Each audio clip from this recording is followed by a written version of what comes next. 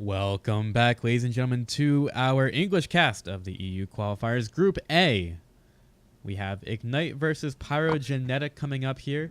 Team Ascension have already secured themselves the top spot in Group A, and they will thusly be making it into the next stage of the event, which will be happening in about 2 weeks' time. Meanwhile, we have a placing for second in the event, Pyrogenetic versus Ignite, both sitting at 3 wins apiece. The winner of this one will secure themselves the second spot in the group. So obviously a lot at stake here between the teams. And luckily, I have my buddy, Nate Holmes himself, alongside. Yeah, when I see this Paragon team, now I actually recognise at least one of the players for Pyrogenetic in Cavadani. A player who's had some issues recently. I believe he was banned recently for one reason or another. But he's a solid ADC. He's a solid player all around. But I didn't realise he actually entered into the event until recently. But I mean, the team's doing well so far. They've got 3 wins, the same as Ignite, and like I say, this is the game that could decide whether either of these teams progress further into the tournament. Yeah, we do. So this is a matchup that has a lot of stakes, and I hope that the Narbash is feeling okay because his face looks a little bit strange. Hopefully he can get that fixed up. But we do have our bans here for this last matchup of the day. Revenant and Decker will be taken out of the draft. That's probably one of the first times that we've seen, or probably not the first time, but one of the few times we've seen Decker banned out of the game. So I'm pretty excited, actually. We do have a Richter here on Pyrogenetic, a hero we don't get to see too often, and one that we have grown to love here on the English scene.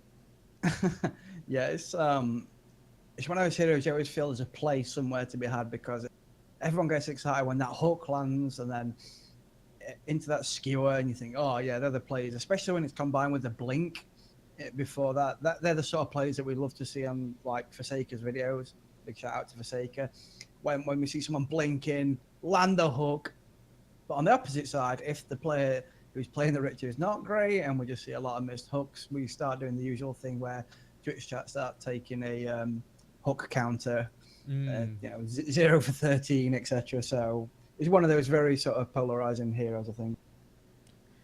Yeah, I mean, we love to see Richters do well, but it can be a very difficult hero to play. So, it's just a very good positional tool that they have access to, and if they can land the hooks, it's very good. But what I like to see more are some really good skewers. A very short range ability, but has the ability to lock down some heroes for quite a long time, setting them up for possibly a lot. If you look at the Wombo combo from Pyrogenic, like if you can get a smash and grab on a few heroes into a skewer, that is a lot of lockdown in a very small area, which I believe Pyrogenetic can take advantage of. Meanwhile, for Ignite, they've got, again, their double caster comp with Moragesh and Gadget handling those duties. Iferos once again playing the Sparrow, being the Ranger. And then we have a little bit of control from Generation Hull, as he is in this draft, and Lazarus with the Narbash, which we've seen prove to be very effective in many games today and before in the PCL. So that's a pretty good tournament over there, the PCL, by the way. It's really nice. They have some pretty cool people working over there as well. But today, this is our match for, again, second place. If you guys are wanting a little bit more out of your Twitch stream and you think it's because of the quality options that you're... Actually, hold up. Ignite versus Pyrogenetic. Oh, yeah. I don't know how you could not be hyped after that one. So we do have our last game of the day here. This will determine who moves on to the bracket stage of this event in 4 weeks. So, yeah, again, if you're having problems with your Twitch stream and you think it might be due to the quality options, feel free to use the exclamation YouTube command and go check it out over there because there are quality options there and might be a little bit easier for you to watch. If we do start having issues with our feed, I will let you know right away because I will be very annoyed at it. But that will not be caused to go over to the YouTube because it will not get fixed over there. So, let's go. Nate, who do we have here? Yeah, so for Team Pyrogenetic, we have Enkun on the Grux. I think this is going to be a jungle Grux. Pinpoint Learner on the Sevrog. I think we're probably going to see him in the off lane. Baresti, he's on the Howitzer. He's going to be in mid lane. Ignoto, I'm not sure what those symbols are. Ignoto on the Richter, as we talked about earlier, and then Kabadane is going to be picking up the Twin Blast. Just going for the preemptive hook out onto Ace, who is playing the Maragesh in the off lane. We'll get a little bit of damage done to right here with the grenades. Kind of difficult to work through. Got Braum on the mid lane playing the Gadget. Generation Hollow handling the Kwang, or Quang as a lot of people like to tell me. Lazarus handling the Narbash. And then finally iFairless playing up the Sparrow. Yeah, he's accounted himself well on the ADCs today. I think after the first match, they wanted someone just who could was probably a little bit more of a solid ADC going on there. And I think no BM onto Hollow. He's been much better jungler than he is in ADC, as we've seen in the games, especially in the Grux game. He did some real good work in those games. Yeah, good point with Hollow, feeling much more comfortable as a jungler here. But honestly, I think it was just that iFairless forgot his backpack today, so he can't play support. Yeah, you should never leave home without the backpack.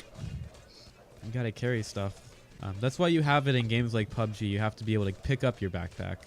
So, like I said, this is a game for second place in Group A, the last spot to make it into the bracket portion of the event, which will be played many weeks later. So, lots of stakes here for the teams, and both of them sitting at just 3 wins apiece. Both of them losing to Ascension so far. So we are going through our early lane. The buffs are up, finally taken by both teams here. Grux was pursued out of the off lane a little bit there by the dueling combo of Ignite. We'll see if Pinpoint Learner can get anything done with the black buff here, as Sev might want to try to dive Ace a little bit. He is a little bit tanky, but he does not have the green buff to help him out, so that might affect how deep they are willing to dive. Meanwhile, in mid, we see a little bit of... Nope, just kidding. We were seeing a little bit of insight into that matchup between the Howitzer and Gadget, but apparently that's not important for us to look at. Oh, poor Spanish cast. They have just a backslash next to them. Yeah, it's interesting. We actually have the Sevrog in the jungle and the Grux in the offlane, which is not a position we tend to see him. His kit doesn't really... I mean, we've seen the Sevrog on offlane. He can still do work. Especially if you manage to get your tower up by the time you get your ult, that being able to sort of dash out, knock him into the tower with the ultimate, and then root him under the tower aggro. I mean, Grux can do a similar sort of thing with a smash and grab into the Warlock's challenge, but not quite as effective. So, in terms of Grux versus Sevrog in the offlane, Sevrog might not have as much access to the stacks there, so they might just decide to be getting those up. And plus, Grux isn't terrible. Like, when he's forced underneath this tower, he does have ways to take out the minion wave with the smash and grab the double pane, yeah. And also the charge will get him out of trouble. So, it's not really the worst pick, but might be under a little bit more pressure than he usually would be in the jungle. Yeah, I think it's more important.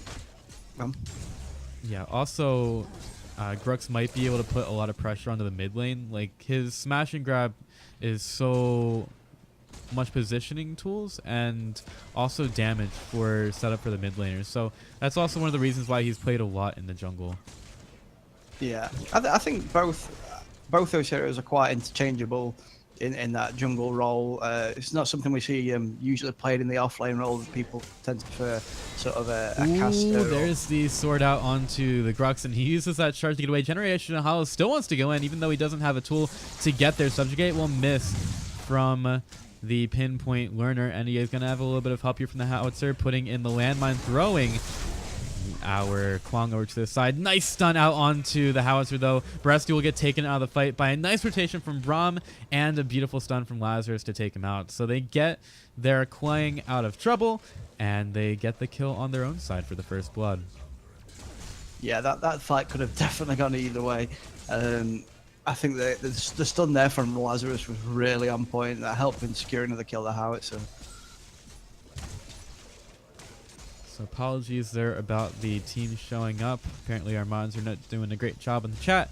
But we currently have Ignite on the blue side, and on the orange side we have What is that? Pyrogenetic, yeah. Sorry, it's tough to think of the names when they're not actually on the screen anywhere for me.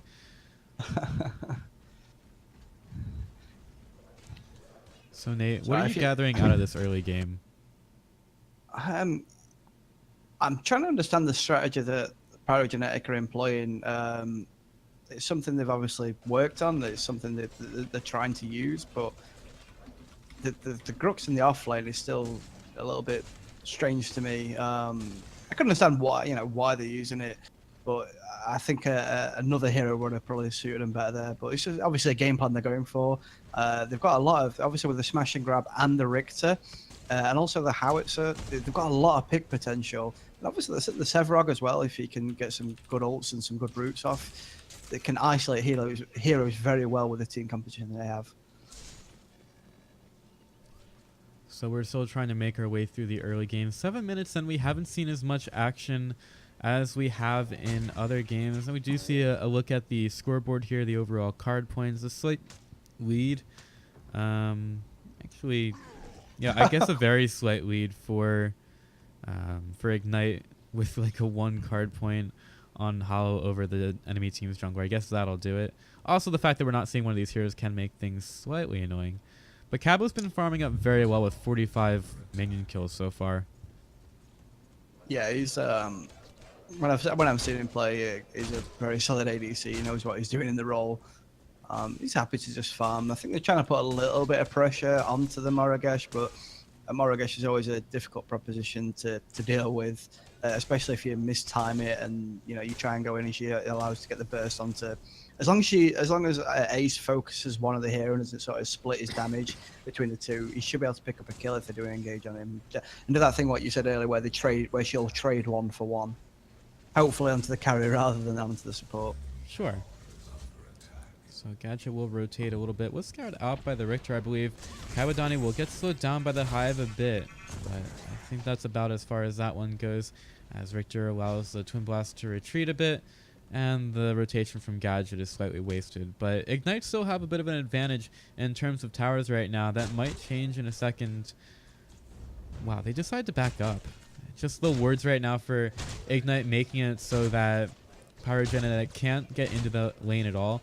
They have very advanced warning about when those heroes are getting there, and they're not going to put themselves at too much risk at all. As I say that, Sevrog coming in from the backside with the green buff. He's going to get the subjugate on the Fearless, but again, the stun is going to be there, but the Smash Grab will pull the Twin Blast right in, or not the Twin Blast. I don't even know what I'm talking about. Apparently, Sparrow got morphed into a Twin Blast somehow through that fight, but no, Twin Blast is safe and sound on the other side. And still farming up his merry way. So Sparrow actually killed off there. I don't know. I have no excuse about it being too early anymore. I'm just blind. No, and that's what we're talking about, that pick potential. They've got so much. If they just focus one hero with the smash and grab, with the howitzer mine, with the subjugate, they can just really isolate one hero and just go to town on that one hero. And that's how I think they're going to try and approach this match and just keep trying to get picks and get the advantage in a 4v5 situation, and then rotate onto Raptors or onto an OP. Honestly, I think that Ignite were not thinking that Pyrogenetic would be spending so much time going for that gank. They were like, okay, we see them in the jungle, we're going to back up now, and they're not going to spend that much time there. They're going to back away, and they just maybe underestimated Pyrogenetic's will to try to take care of the Sparrow early, which she can get killed off quite often due to her lack of mobility. And all she can really do is put out some damage and hope that her team is behind her, which unfortunately... Your Narbash is still at level 4. He's not going to have the Crash Bang Boom for Peel, and he's only got a stun. So just limited survivability right now. Yeah, I mean, he has got obviously the increased speed, but if you're just getting CC chained all over the map, it's not going to really come to much. So we do have the Raptors spawning here. And right now, Pyrogenetic are trying to secure that area with the Grux. They're moving both the Sevrog and the Twin Blast in to try to get the early lead. They did manage to get the tower down in the other lane, so they have the perfect rotation over here. And I don't think Ignite can get into the area fast enough. Their word control is somewhat okay around there, but they don't have the best vision of the pit, which means that Pyrogenetic can get the hook back onto Lazarus as well as the Raptors. They're going to kill off a Narbash here. Can they get anything else? Gadget maybe stuck inside of the river. Move that camera, boy. Let's go. Let's get over there. Dropping down the Tesla Dome. Braum is going to be killed off quite quickly here, bleeding out, gets killed by Cabadani, and our cameraman can barely contain his excitement as it's a twofer for Pyrogenetic to start it out. Yeah, and that's what we see. That just turning it on with that pick potential, just everything, the pulls, the roots, the mines, everything coming out, just isolating Team Ignite here. It doesn't really seem like Ignite are wanting to commit to too many fights right now, and that might end up hurting them because they need to communicate that kind of desire with the rest of their team. Sometimes when you go into a draft or some kind of playstyle, you have the captain has something in mind, which they should. That's something that's very big when it comes to drafting. You need to have some kind of playstyle that you want to go for with your lineup. Yeah. And right now it seems like there's a bit of miscommunication on Ignite's side. Yeah, I mean, at first look, it looks like they've got a solid lineup, you know, the right heroes in the right positions, but nothing that really sort of syncs the heroes up. You got a Narbash and a Quang maybe trying to get those picks. You've got a Gadget, but nothing to really lock in the heroes. I mean, it's still good for securing or in the Raptor pits and type sort of areas, but we haven't got like a deck. I mean, if you can land it on top of a Crash Bang Booms, you know, good, but they're going to have to. Lazarus is really going to have to pull out the stops to set those up if you want that Wombo combo to come down. Yeah, it just doesn't really seem like Ignite are on the same page when it comes to what their lineup is good at and what their game plan should be this match. So we'll see if they can figure that out or come up with some really good team fights. They're not getting too far behind right now, but losing a couple heroes around the full Raptor take is definitely not the most optimal of strategies. Now Richter with a nice engage out, and the Narbash taking him down right quickly, but Cabadani easily killed off by Ifrail, so this could be a good turnaround for them. Richter, very tanky, but Richter about to fall down here. Landmine will take them away, but the sticky mine eventually will be the demise of the Richter. Now Howitzer in the middle of 3. Can he actually get out of this one? His landmine has to be down. The Tesla Dome will be there. Subjugate keeps him there for a little bit, but it's not going to matter at all as the 3-hero beatdown from Ignite continues. Yeah, it was a very good counter engage from Team Ignite. Even though we might, like we say, the team might not synergize as well as Team Pyrogenetics, the communication was on point. They knew which heroes they wanted to go on. They would make sure they're just securing the kill rather than splitting their resources. And, you know, a 3-for-1, I think that engagement ended up being. So good turnaround there from Team Ignite. Yeah, it really was really working with the damage by Fearless. Now in the other one, the pool goes back on the Gadget, pulled right underneath the tower once again. The good tether is there from Quang, but can they actually get this one? The Ventilate pulling out the stops here to take out Gadget. So Cabadani proving that he is truly a match for Ignite here as they find a fine kill on the Gadget. And the rest of the team has to try to get some stuff done, get some work done elsewhere on the map. Oh, subjugate onto Ace.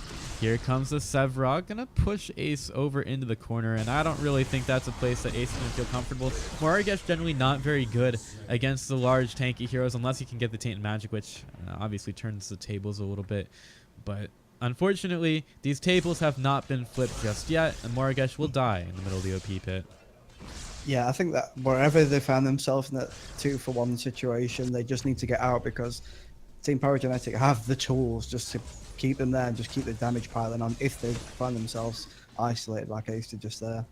Yeah, unfortunately for Ignite, they're about to lose another Tier 1 tower off the map, losing a bit of the map control. Luckily for them, Tier 1 towers, just some CXP, maybe a little bit of map control, but in general, it's not terribly harmful to lose the Tier 1s. But the thing is, if you lose the Tier 2s, if you lose the jump pads, that's GG.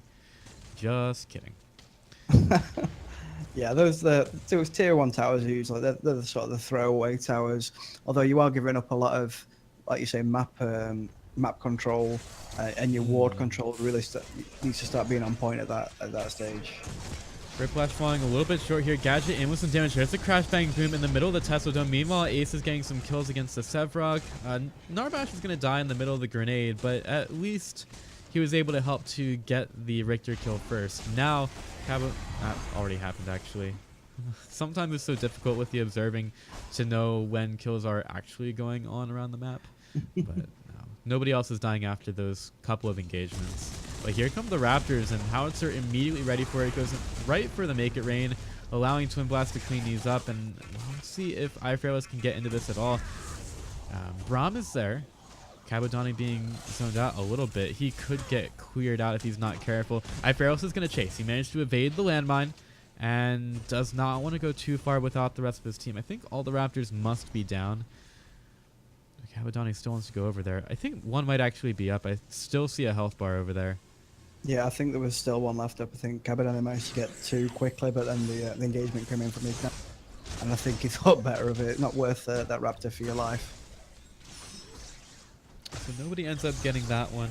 We do see now the blink turret is up. Teleblink on him along with the quenching skips. The word is good as well.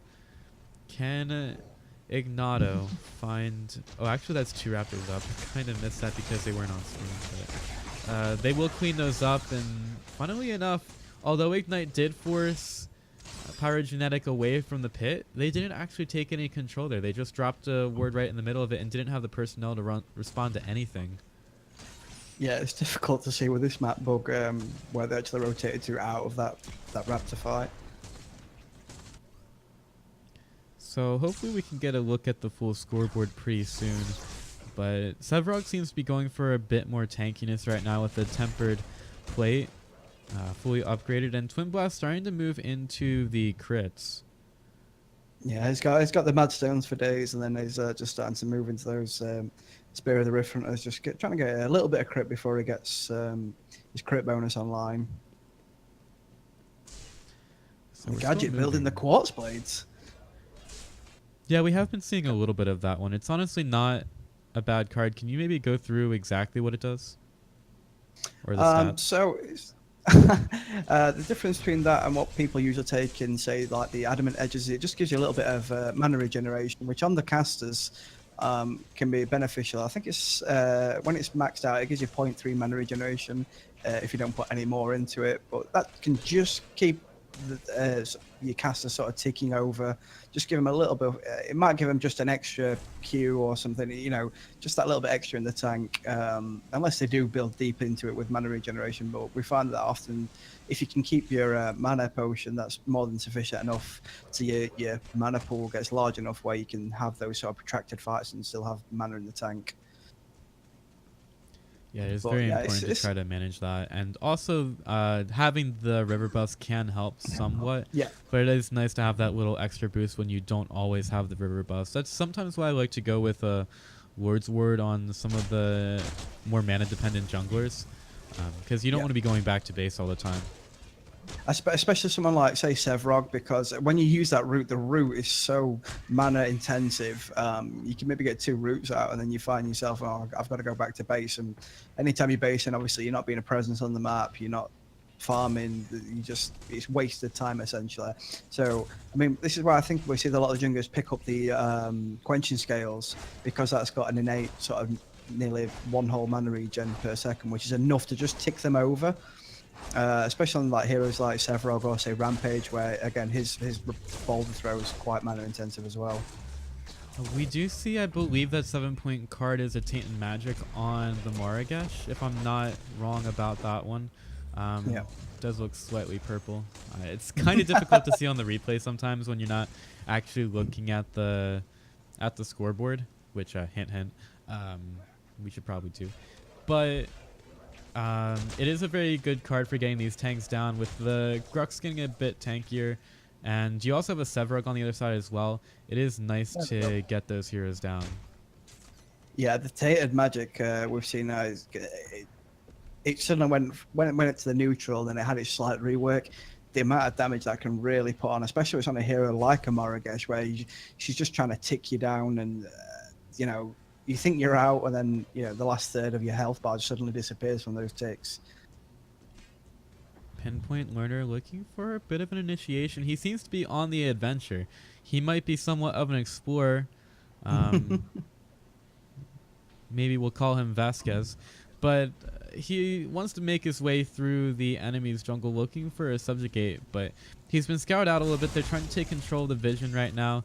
And eventually they do. They took a little bit of a while to determine if there was a word there. But Ignite seemed to be trying to turtle up a little bit right now, as it's Pyrogenetic on the aggressive side. Yeah, I think that they're aware that Pyrogenetic are maybe looking for a pick, and I think after the first initial sort of flurries where they thought, right, we are getting a little bit too isolated. We need to stick a lot closer together so those rotations. Oh, there's a stasis gem here by Lazarus. We love that card here. And he's going to be quickly taken out nonetheless from Cabadon, even though he does have the Honor of the Pure available. There's the Warriors Challenge going for Ifairless, but only the Grux is going for it. And there's the Judgment, the Fury, everything going in right for the Grux to take him out. And now it looks like Ignite want to try to keep this fire burning. On the dance floor, Ignata will be having a little bit of a hello with Generation Hollow. Skewer's going to be there. Where's the rest of the team? Capodani in with the grenades, but Generation Hollow, he's completely okay with trying to tank it up, but he might have tanked it up for a bit long. The fight is going on. The fight is moving around this wonderful camera view. We've got Richter about to fall to the Sparrow, but yep, she is going to get taken out by a rocket. And right now it's a 3 for 3, but can Gadget do anything else? She misses the sticky mine, and Braum, I don't know if he can catch up to this one or even do enough damage at a low enough risk to himself. So it's just going to be all right. He's going to blink in with the Tela. The Tesla don't drop down. Howitzer in some trouble, but can they clean up this Gadget? She wants it, but she can't find him. Here comes Lazarus. He'll save us, taking the kill there. But actually, I think that might have been a very elongated full 5-man team wipe with Lazarus respawning at the end of that.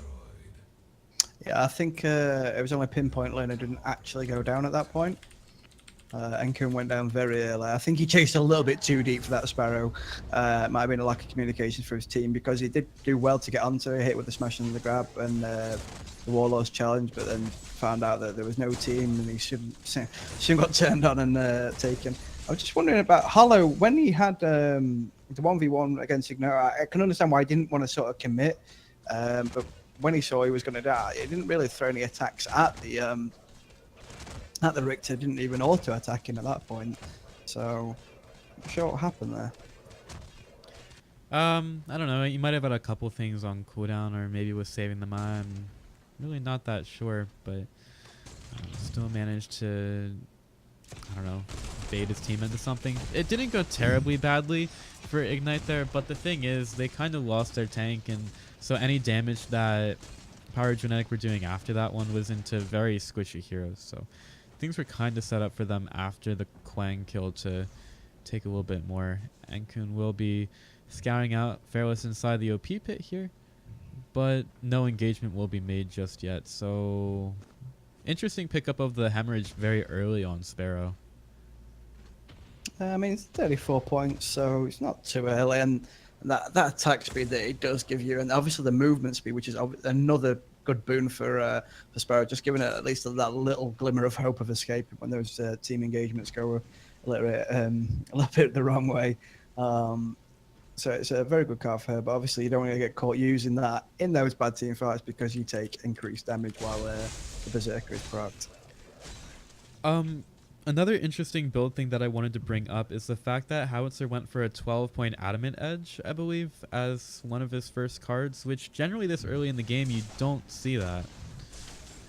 No, well, you tend to try and graduate your power creep and just filling those cards out that you want. That's why we always see these 1/1/1s in Madstones or Adamant Edges, just trying to get the completion bonuses as possible. So 12-point cards are usually a real no-no, because you're missing out on that power for so long.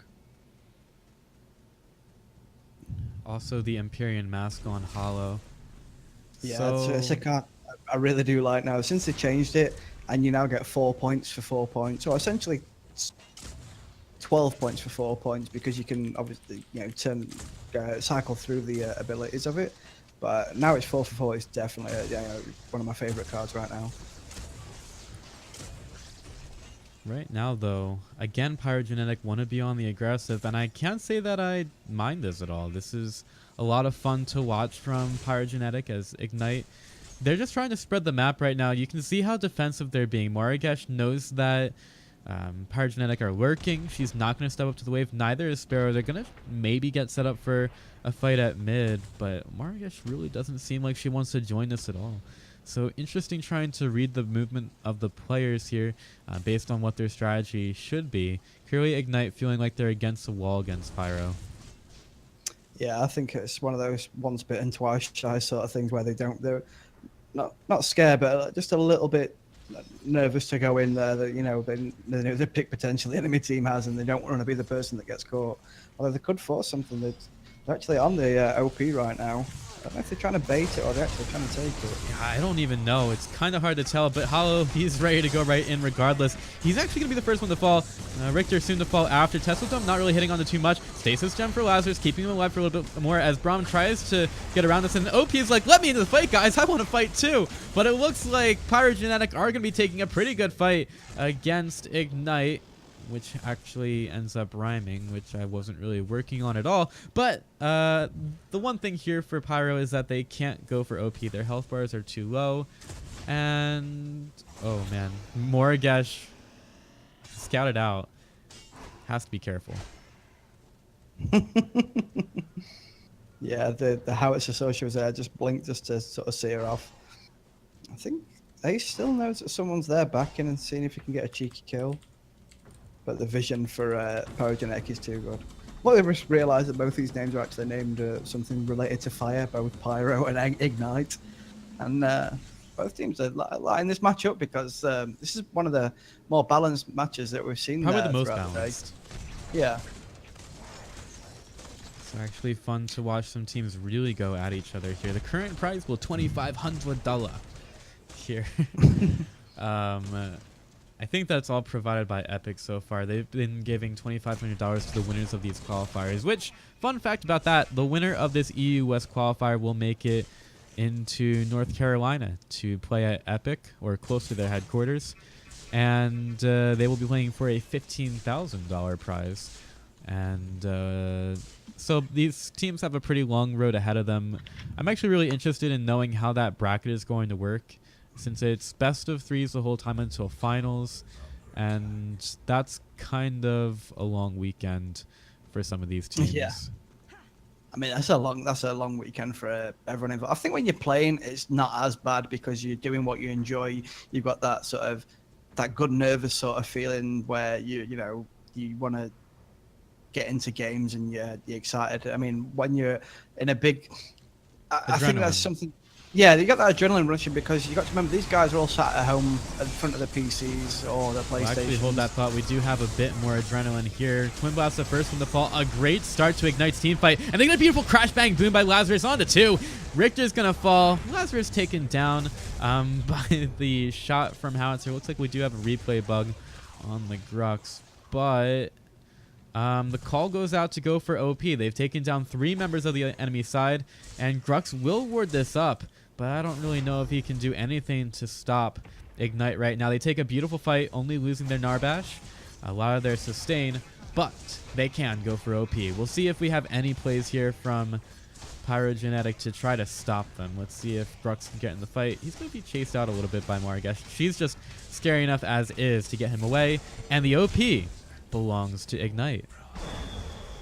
Yeah, very good turnaround from Ignite because it looked like they were just slowly starting to get grounded out of this match, but a good team fight into an OP take, and this is where they could turn the game around and put themselves on the front foot definitely right now. It's really looking good for Ignite after that last one. It was very important for them to take the Twin Blast down immediately in the last fight, taking out most of the sustain, and also it didn't really look like Pyro were showing up to that fight at all. Didn't want to commit to contesting the Raptors, and I think that's been a lot of the problem in this game for both teams. When they end up losing, it's because they could not commit to a fight. They didn't have the rotations, they didn't have the personnel that they needed, and that eventually leads to their downfall. So both teams might be looking to group up a bit more in the future. Yeah, it's not that the rotations have been sloppy, it's just that they feel like the team's probably telling them they have to deal with a certain issue, or they just want their ADC to farm, or, but that's just taken them away, and I think both these teams would do better to stay closer together with their team. Here we have some trees and leaves in the middle of the screen. Lazarus will get hit with the skewer, but he wants to get into this one. The Make Rain putting a lot of damage onto Ignite here, even with the OP. They seem to not really be able to get through this one. They want to take down the Twin Blast, and they're still not able to get there. The Landmine is going to knock them away, but eventually the Sticky Mine will... Or that's not a Sticky Mine that's going to kill him, but it's doing some work. Ace making his way away from here, but I don't know... Oh, nice. Stasis Gem is going to kill off. You got to be kidding me. You have got to be kidding me. They just popped the Stasis Gem at the same time. Well, in the end, it is going to be a full 5-man team up on the OP buffed Ignite squad. And, well, I see a Sevrog just couldn't really take the pressure and had some performance anxiety falling over there. I think that was just the Maragesh whispering in his ear just as she died. So I believe that was a full wipe. I'm not sure what happened in the Grux as he has the replay bug. Where yeah, we're not really seeing it. He's just killing these minions with his mind, right? I think he might have lagged out again. No, he was actually recalling it, which we can't even see. So good. But yeah, what I was impressed by then was Pyrogenetic. Cabadoni was on about 4 hit points for about 30 seconds of that fight. And his team did so well to body block, to peel, just to keep him out of danger and keep the damage coming out from their ADC there. And I think if they hadn't have done that, that fight would have gone a lot worse for them.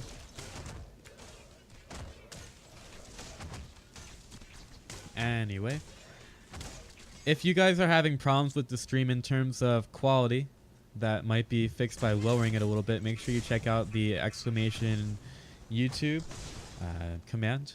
That'll show you the YouTube restream of this, where you can lower the quality if you have to.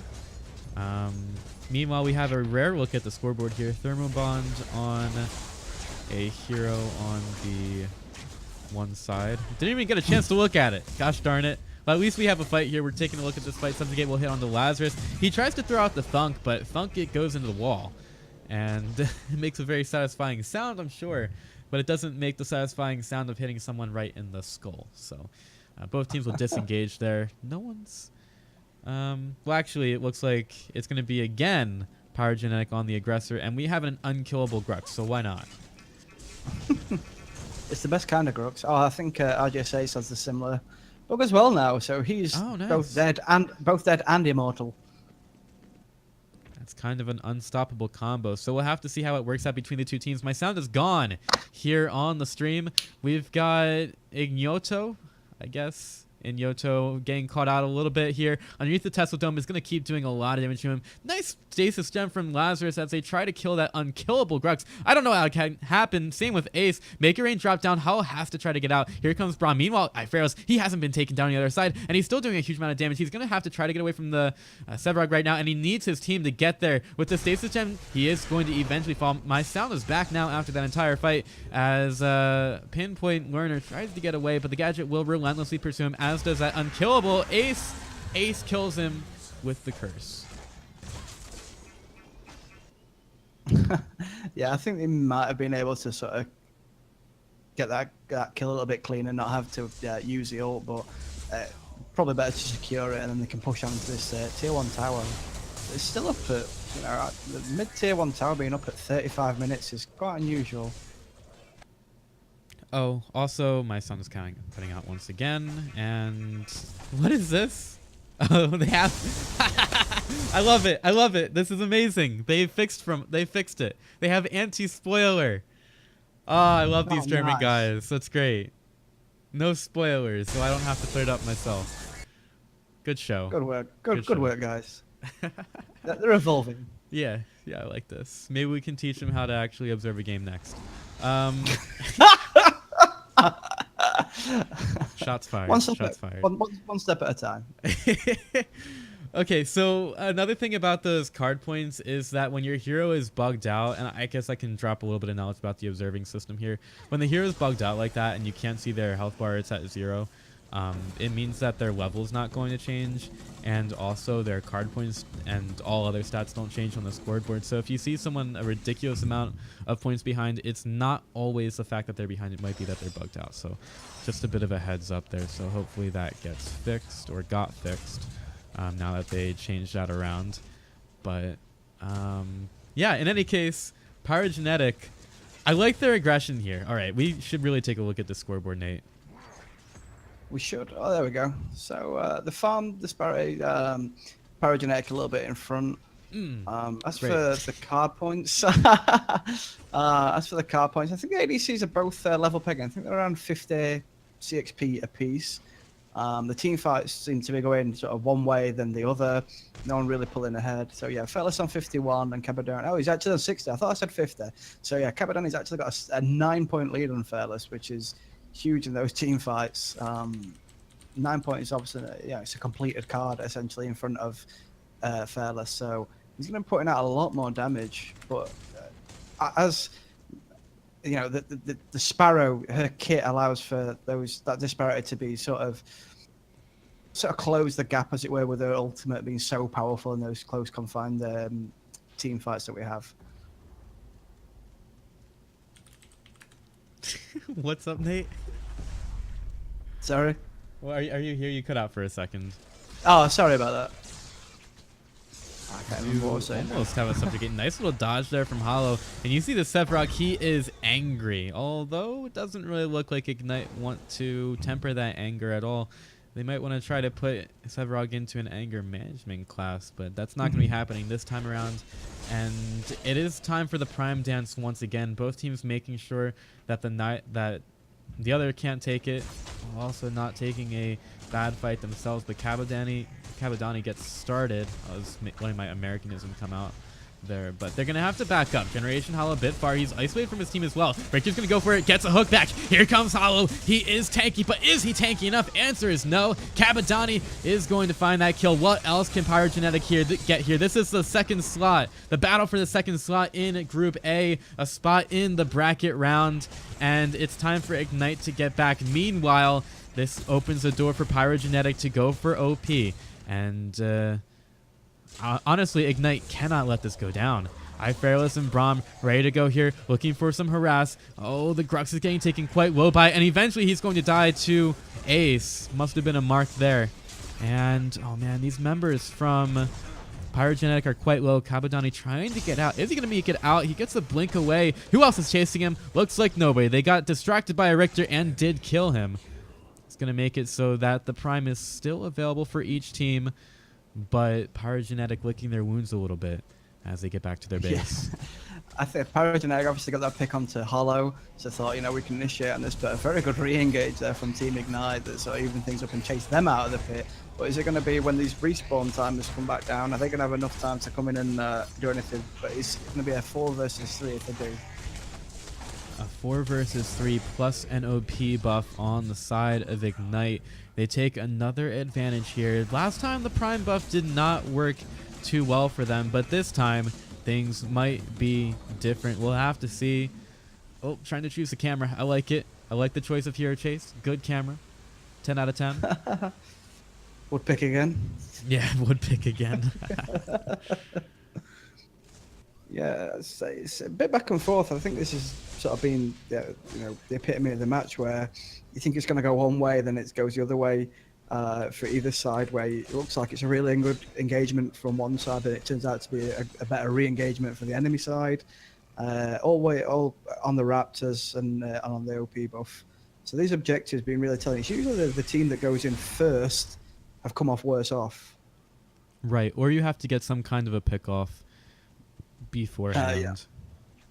I think I'd like to see him put a bit more emphasis on the map pressures in pushing the minion waves and then going for the objective. So if the team try and come to engage, you're fine to back off and let it stall out because your waves are pushing into the enemy towers and they have to react, allowing you to get that objective a little bit cleaner. We're waiting for the reaction here, but it seems to be coming a bit late from Pyro. Twin Blast has yet to show up to this fight. We'll see when the initiation comes through. There's a smash and grab by Grux. The inhib about to fall. It will. Sparrow with the stasis gem, keeping herself alive for a little bit. Hey, Rambo, looks pretty good. In any case, Fearless, he is going to try to stay alive here. No one's fallen just yet from Ignite, and they might be securing themselves a second spot into the bracket round. Ascension already have theirs. Can Ignite follow up with another one? That was the first match that we saw today, easily taken by Ascension, but can Ignite improve? Looks like they might have. They have an inhib. They have another tier 2. Can they go further? They have the minion wave here. What can Pyrogenetic do? Is the Italian squad going to be enough? They'll take down the inhib. The grenades are flying. The thunks are going. They pick up Richter. They want to get him out. Or not that Richter. It's a howitzer. Typical to tell with these small models. But eventually it does fall, as does the Twin Blast. And that looks like Ignite might have just secured themselves spot number 2 out of Group A into the bracket of the EU qualifiers. We've got Grux. He's not immortal any longer. He's just going to jump in the back of his base as Ignite try to... Well, they did. They secured themselves the second spot in Group A. I don't know. I was going to say they were about to suicide or something, but you know what? Even that wouldn't have stopped them on their route to the finish. So that's going to do it, Nate. Those are our 2 qualifiers. We've got Ascension in spot number 1 in Group A, and spot number 2 will be held by Team Ignite. Well done to them.